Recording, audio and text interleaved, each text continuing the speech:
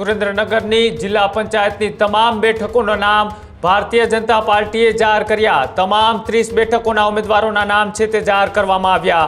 બામણા બેઠક પરથી હંસાબેન જયદેવભાઈ પટેલ મેદાને તો ચૂડા 1 બેઠક પર જસુભાઈ વીરસંગભાઈ સોલંકીની પસંદગી। ચૂડા 2 બેઠક માટે મીનાબેન શૈલેષભાઈ મેકડિયા લડશે ચૂંટણી। તો ધાંધલપુર બેઠક પર મુનાભાઈ ગોરધનભાઈ સાપરાનું નામ નક્કી। તો ઢોકળવા બેઠક પરથી ધનીબેન પણ લડશે ચૂંટણી।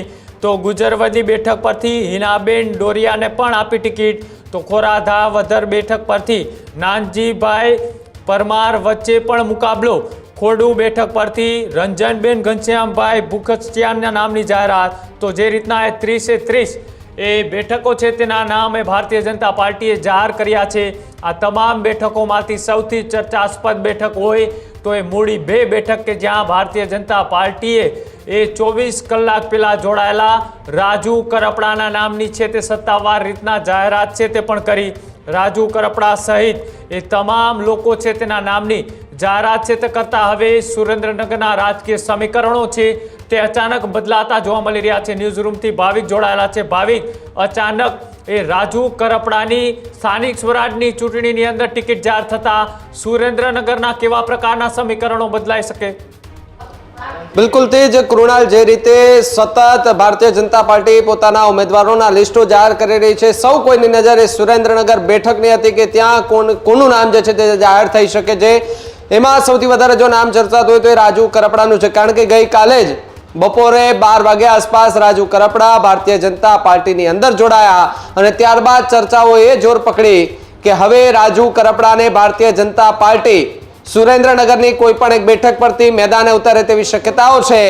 અને એ ચર્ચાઓ પર ન્યૂઝ રૂમ ગુજરાતે પણ જે છે તે ચર્ચા કરી હતી। રાજુ કરપડાને સીધો જ સવાલ કર્યો હતો કે તમને શું લાગે છે, ભારતીય જનતા પાર્ટીમાંથી તમને ટિકિટ મળી શકે છે કે કેમ? ત્યારે રાજુ કરપડાએ કહ્યું હતું કે મેં કોઈ કમિટમેન્ટ કરી નથી અને મારે ચૂંટણી લડવાની કોઈ વાત નથી। ભારતીય જનતા પાર્ટી જો ટિકિટ આપે છે તો લડશું, તે પ્રકારની વાત હતી। અને અમે સતત કહી રહ્યા હતા કે સુરેન્દ્રનગરના કોઈ પણ એક બેઠકમાંથી રાજુ કરપડાને ભારતીય જનતા પાર્ટી ટિકિટ આપી અને મેદાને ઉતારશે અને ચૂંટણી લડાવશે। ત્યારે જે સુરેન્દ્રનગરનું લિસ્ટ સામે આવ્યું એમાં સુરેન્દ્રનગર જિલ્લા પંચાયતની જે ચૂંટણીનો જંગ છે તેમાં રાજુ કરપડાનું નામ જોવા મળી રહ્યું છે।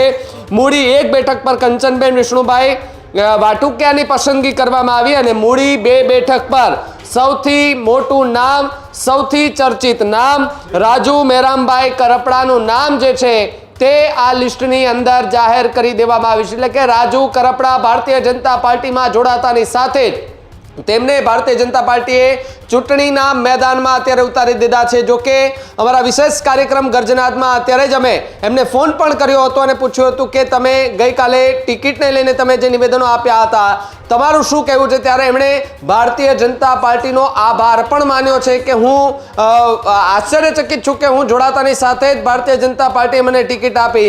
જે લોકો વાતો કરી રહ્યા હતા કે ભારતીય જનતા પાર્ટીમાં એમ આસાનીથી ટિકિટ નથી મળતી, પરંતુ હું જોડાયો અને મને ટિકિટ મળી એટલે પક્ષની વાત અને પક્ષના વખાણ કરતા રાજુ કરપડા દેખાયા। તો સામે વિપક્ષ સામેની શાંતતા પણ જે છે તે રાજુ કરપડા ક્યાંક ને ક્યાંક દેખાઈ આવ્યા હતા। એટલે કે હવે રાજુ કરપડા અત્યાર સુધી આમ આદમી પાર્ટીનો ખેસ પહેરી અને પ્રચાર પ્રસાર કરતા જોવા મળી રહ્યા હતા, જેની વચ્ચે હવે તે ભારતીય જનતા પાર્ટીનો કમળવાળો ખેસ પહેરી અને મૂડી 2 બેઠક પર જે છે તે કૃણાલ ક્યાંક ને ક્યાંક એ પ્રચાર પ્રસાર કરતા પણ આગામી સમયમાં આવે એ દેખાવા લાગશે।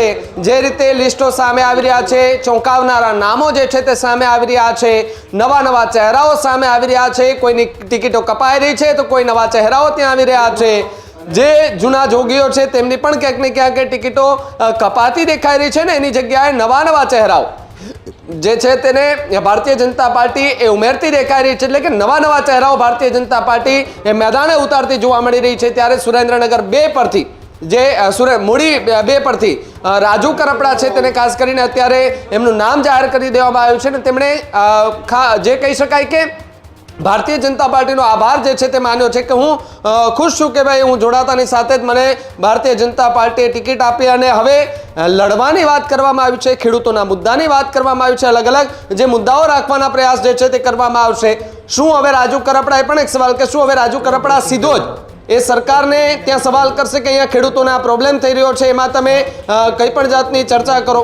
એ પ્રકારની એક વાત જે છે તે હાલ સામે આવી રહી છે. કુણાલ, હવે એ જોવાનું રહ્યું કે હજુ પણ જ્યાં કુકડું ગૂંચવાયું છે ત્યાં કોના નામ જાહેર થાય છે. હજુ સુધી તમે અમારી ચેનલને સબસ્ક્રાઇબ નથી કરી તો અત્યારે જ ન્યૂઝરૂમ ગુજરાતને સબસ્ક્રાઇબ કરો, ફેસબુક અને ઇન્સ્ટાગ્રામ પર ફોલો કરો.